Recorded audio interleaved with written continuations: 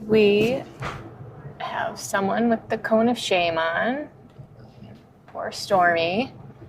Had an emergency vet visit this week, so he is by himself in the back. And I have Miss Sienna in my lap for the 9-hour drive. Good times.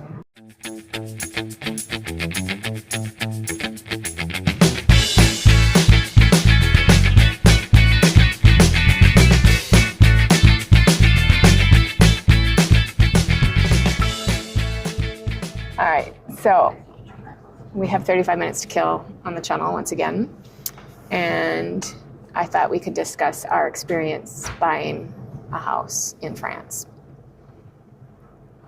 We started the process, December 2023, we started the process. We were living in Rome, and we would take trips to France and go house hunting. First of all, actually, we should back up. We looked online for quite a while. We were looking online, and we used a couple of different websites, and we can put the link in the description. And we ended up going with a realtor out of France. What's the name of the company? Leggett? Leggett. We did some of their webinars. They had buying houses in France webinars. Most of them were geared towards Brits buying them. Every once in a while, they would do one for Americans.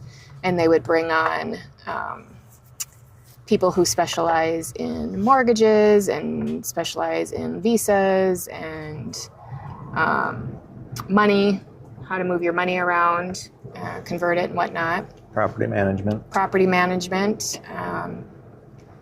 There was like 6 different companies that were guest speakers. Yep, insurance.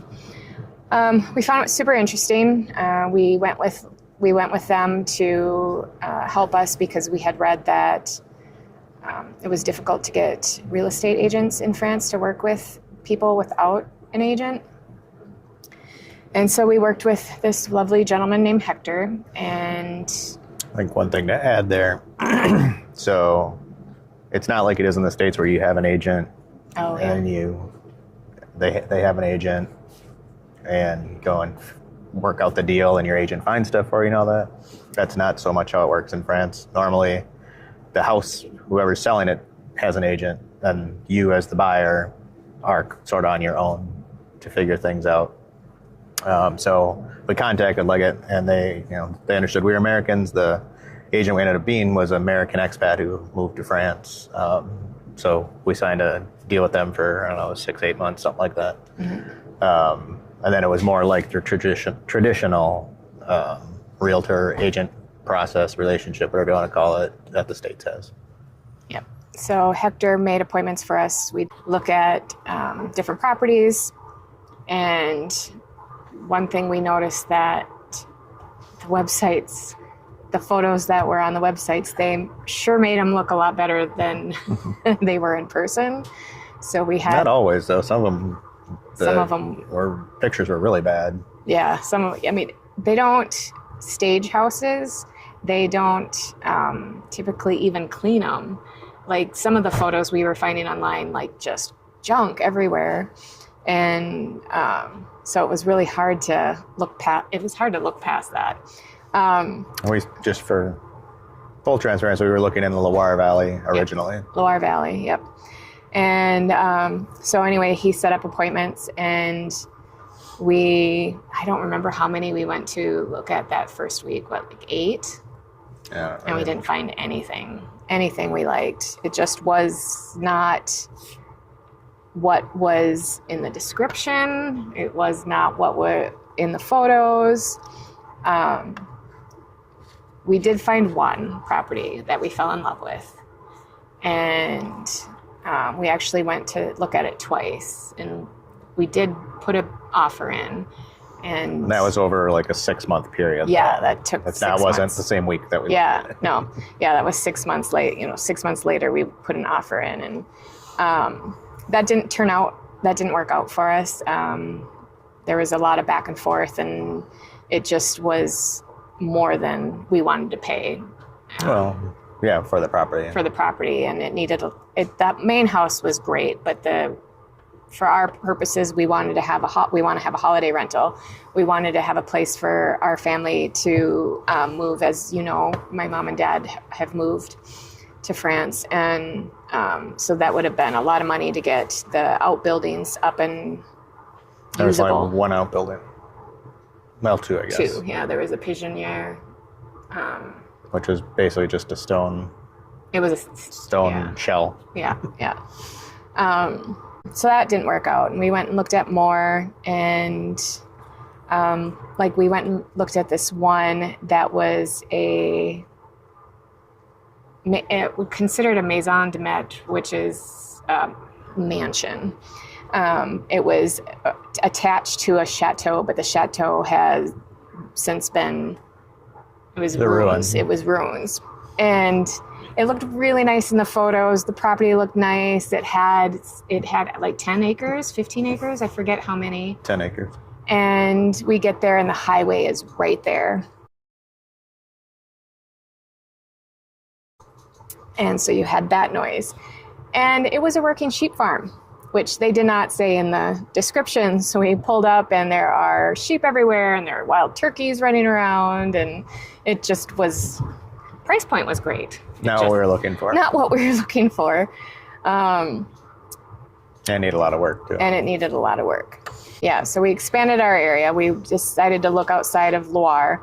The house that we loved that we couldn't make a deal with was in a town that didn't have any businesses.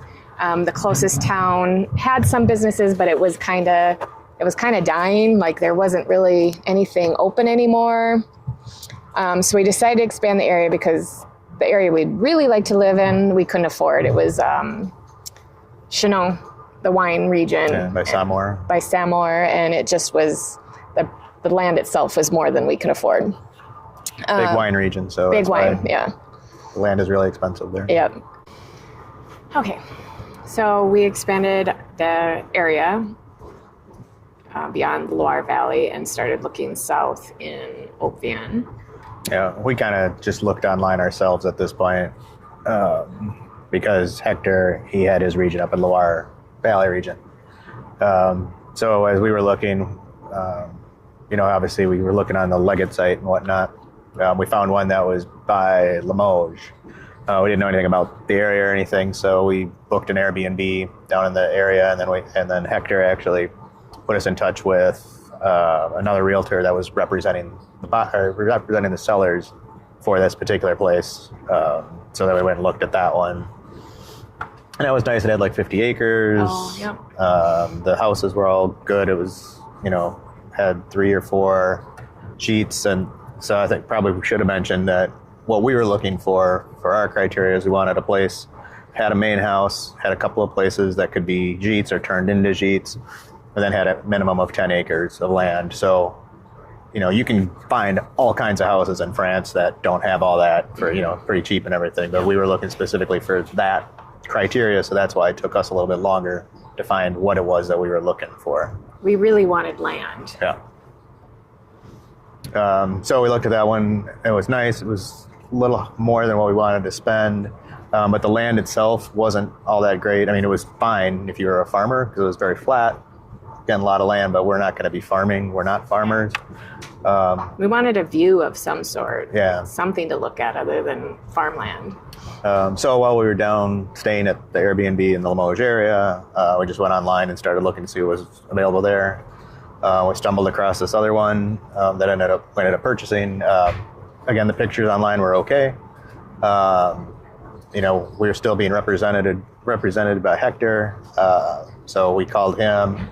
He called the agent, and the agent was like, "No, we don't deal with that. We don't deal with other agencies. Yeah, we don't deal agent to agent." So basically, they don't want to split the commission. Yeah, you'll find that in France is that agents don't want to split the commission quite often, and they won't. They will refuse to make appointments through another agency, and as non-French, it's hard to get appointments without an agency. So like you're kind of stuck. Yeah, and we don't speak much French, so and even less then. So yeah. So, I mean, it was the agent spoke English. He's an expat from the UK, but we had to make the appointment ourselves. So we did that, and then we went and viewed it. And that's how we ended up finding the place that we ended up getting. Yeah, we saw it online, and we were both like, Yeah. you know, I mean, it looks interesting, but And then we got there, and we're like, oh, yeah, this is it. So then the next step was making the offer, and I don't remember, was it anything official, like on paper, or was it verbal? Well, we do the first offer.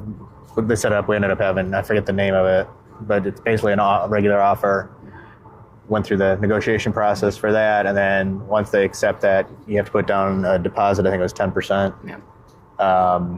And then you have I remember it was 7 days or something, 10 days, something like that, somewhere around there, 10 days I think it was, to they kind of call it a cooling off period.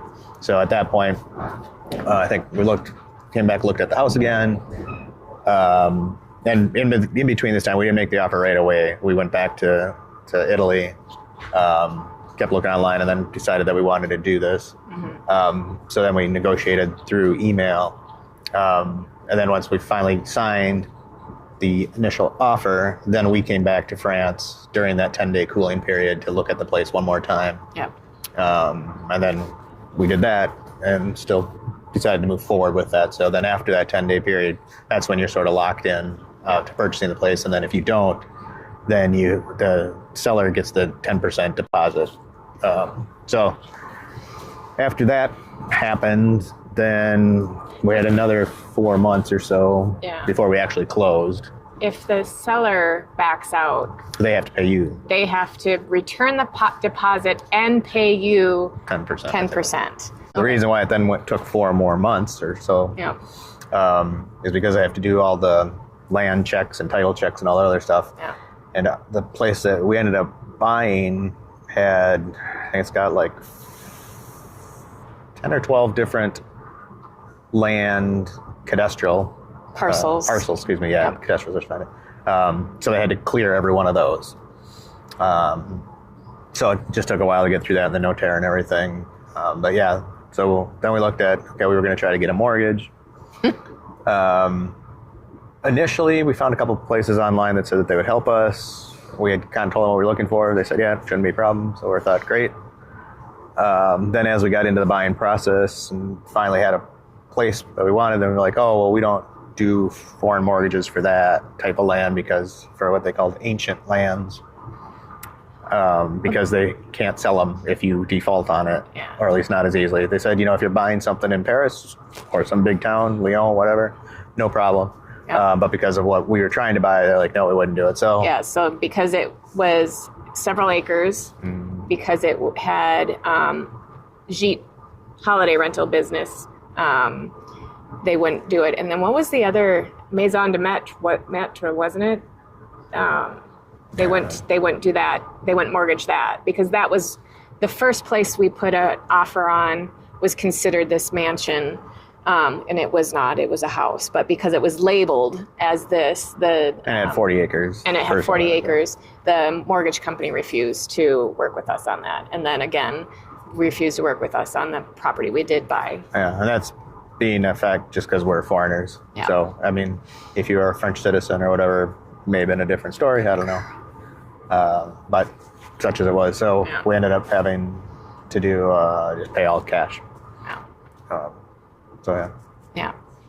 If we had gotten a mortgage and defaulted on it, the banks would not have been able to resell it. Or so they said. So they say, yeah. I believe the house we ended up buying was on the market for at least a year. Yeah, maybe. And the first house we put an offer on was on the market for a year, and I think it finally sold 6 months after. So it'd been on the market for 18 months before it did finally sell. So after we realized we couldn't get a mortgage and would have to pay cash, it was 4 months between the official offer and us closing on it. Maybe even a little bit longer. But when we went, so I feel like we should talk about going back for the official offer signing. Yeah, the closing.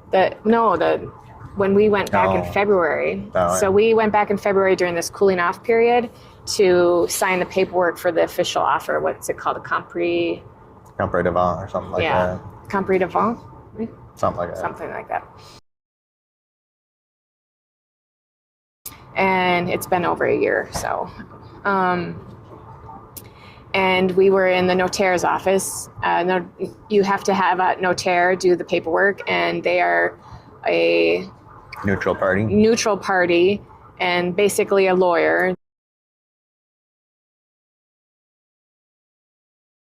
that looks through all the paperwork, makes sure everything is good and everything is fair for each party, the seller and the buyer. And we sat through 3.5 hours in the notaire's office, going through page by page by page of the documents. And then finally at the end, we got to sign the offer. So that was 3.5 hours of sitting there. And it was painful. To be fair, the selling agent company, they provided a translator for us. Yeah. So that was actually really good. There was no charge for that or anything. Yeah. It's someone who volunteers, I guess, or something. Yeah, I don't know how that worked out. So that was February, and the notaire gets time to get the rest of the paperwork together, and we finally got a signing date of May 8th or something like that. I forget the exact date. So February to May, we still don't have this house. Then we closed on the house, and that was another 2-hour meeting. At least, yeah. So we're back at the notaire's office, closing on the house, and he is going through all of the cadastrals. So these parcels. are parcels, showing the parcels of land that we have, and we have the one that we know, and we have our 10 acres that we have. That again, it's like 15 parcels within that 10 acres, but it's contiguous. Yeah. Yeah. And so he puts that piece of paper away, and he pulls out another piece of paper, and he says, "And here's your other parcels of land." And we went, "No." And he's like, "Yeah." And we're like, "No, that's not our land." And even the seller, because the seller has to be at the closing, she's like, "No, I sold that already." And he said, "No, you didn't." And she's like, "I sold these parcels in the divorce, after the divorce. So they are no." And he's like, "No, that was not part of that sale." So we found out we have almost 2 extra acres. 2.5 acres. That are like 8 kilometers from our current property. No idea where it's at. Yeah, we've never seen it. We've yet to go to it, and we've owned the property for almost a year now. My parents have. The seller still lives in our town, and so she took them out one day, and so they know where it is. And this is another 5 parcels, but they're not contiguous. So it's like there's a piece over here and a piece over here and something over here. Yeah.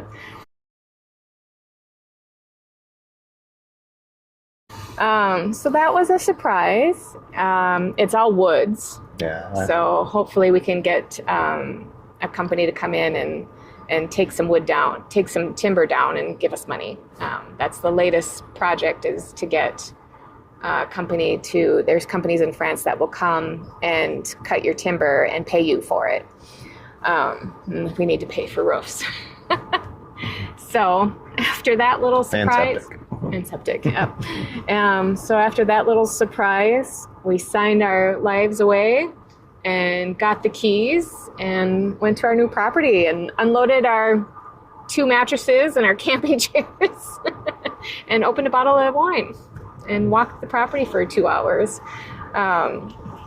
So the reason I wanted to talk about this, because I keep seeing on, these Facebook groups that I'm part of, with the French Facebook groups, like you see stories of how difficult it is to buy a property and how easy it is to buy a property.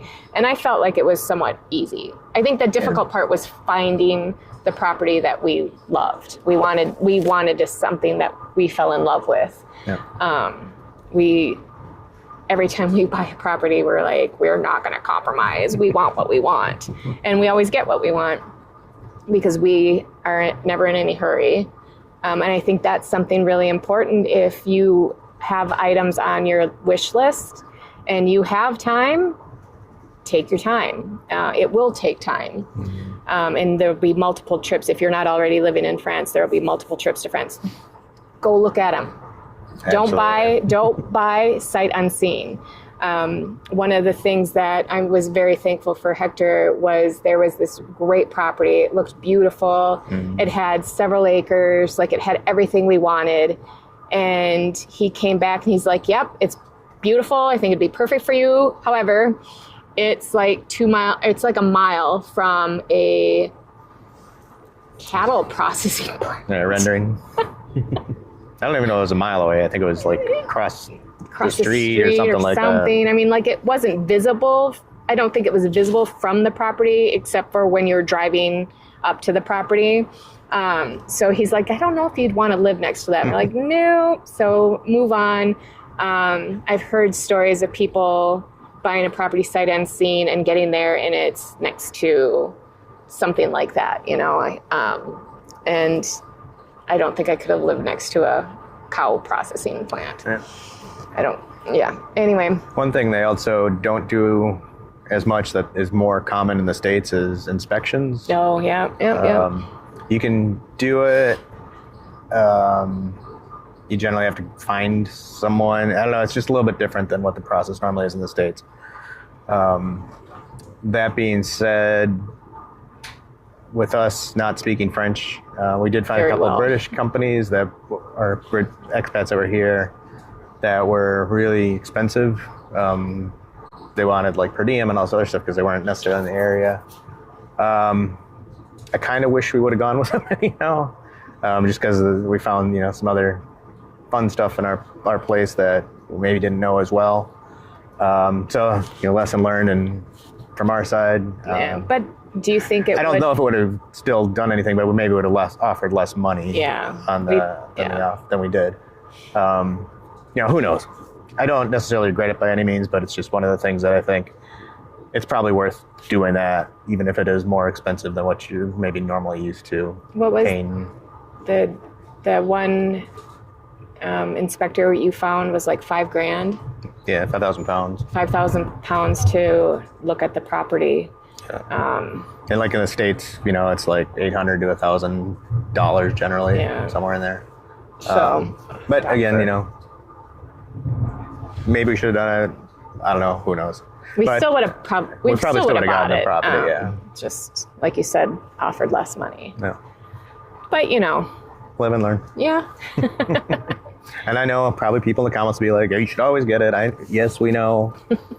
But we fell in love with property, so we're just like, you know, probably your average buyer. You find the thing you like and you do it, and you know, if it's worth it to you, then it's worth it to you. So. Yeah. And you know, the remodeling, the renovating of the buildings isn't a huge priority. No. It will get done, but we both are working, so we don't need to get the holiday rental business up and running right now. So we need to focus on like replacing roofs and whatnot. So we're not in a huge hurry to get things renovated and fix the things that we were not aware of when we bought it. So anything else to add to the process of buying a house in France? No. I think overall, though, it was a lot easier than I thought it was going to be. Yeah. And that's, you know, from the various people that helped with the process, the agents and the company that they worked for and everything. And the insurance was fairly easy to get set up with AXA? Yeah, it was strange. So AXA was the company that was insuring the house to begin with. And so I called them up. I'm like, hey, we're buying this place. And they're like, oh, we'll just transfer it over to you. So they just transferred everything over into my name or our name. Yeah. And just kept everything sort of the same as it was. So that was super easy. Electric wasn't too bad because they have EDF is the company that supplies us. And they have an English line that we could call and get that stuff set over. Getting the garbage was a little more challenging. I got through it. I was completely French. I had to go there in person though. because I could speak a little, but Google Translate obviously helped me a lot. But we got sorted out. So, like every video you watch, everyone has their own little stories of what happens, and everything takes longer, and it does. But in the end, we got everything sorted out. The internet, quite honestly, getting the internet wasn't so bad. It was getting fiber was what took so long. Yeah. But that's because we had to do the trenching that you saw in the other video, if you watched our other videos. Yeah, we got DSL right away. Yep. We went. Because it was already there. It was already there. We went to the internet company in person and got everything set up. It was. Although they sent us a fiber box the first time. Yeah. Because we said they said the fiber was there. Yeah, they told us the fiber was there, so they sent us a fiber box. And then when the guy that came to install it, like, you have fiber to your pole at the end of your driveway, but you don't have fiber to the house. And that was a previous video. So the fiber guy came, and we had fiber to the pole, but not to the house. So that's started the whole process of getting quotes for the trenching. And so then we had to go back to the internet company and say, send us a ADSL box. Then that was another week or so. Yeah. Because you ended up doing that while I was gone. Yeah, I got the ADSL set up while you were gone. And then, so we had ADSL from May of 2025 until January of 2026, when the fiber finally got installed. But even that, that wasn't a horrible process. No, it just took us a long time. And the time it took was because of getting quotes for the trenching, and then getting the appointment for the trenching to come out, and then getting an appointment to get the fiber laid, and then the storm knocked the fiber line down. Storm knocked the fiber down, and then get that fixed. So. Yeah. So it wasn't a difficult process either. Like, it just was time consuming. But we haven't had any issues with getting anything set up, and I kept worrying, like, this seems too easy. Like, still not sure about the water. I've tried a couple times with that. Yeah, we haven't gotten a bill for the water. Let's see. And they told us they will, but... And they actually came out, so... Yeah. So, like, getting everything set up for the house was easy. And I think that's been the thing I've been reading online that people have the most difficulties with, is getting things done like that, the electric and the cable or internet and whatever they need. But we haven't had... But to be fair, the previous owner, we've kept in contact with her, and she's been super helpful, because she had the property for almost 20 years. Yeah. So she had all these companies that she worked with. So they're familiar with the property. So basically, she gave us all their contact information, and we just reached out. And so that helped a lot. Yeah. So it's been a long road, 3 years, almost 3 years to purchase a property, but it's been amazing, and we love it, and we count the days when we're in the UK. We count the days until we're back in France, and can't wait to be there permanently, which will be soon, hopefully. Soonish for me, and sooner later for Troy. But my parents are there taking care of the property, so we know it's in good hands. But all right. No. If you have any questions on buying a property in France, you can put them in the comments, and we will try to answer them the best we can. We'll include links to some of the property websites, realtors, in the description, so you can check them out. There's a couple of different websites that will show all of the properties, but it's not like in the States where the agencies will show all of the properties. They will only show the properties that they are selling. They will not show you any... It's not MLS. Yeah, it's not MLS. Thank you. So we'll give you a couple of websites that have... I don't know how they do it, but they have almost all of them. So anyway, that's... today's channel chat. Hope you enjoyed it. We're now back in France and leaving the channel. Thank you. Like and subscribe. Au revoir. Au revoir.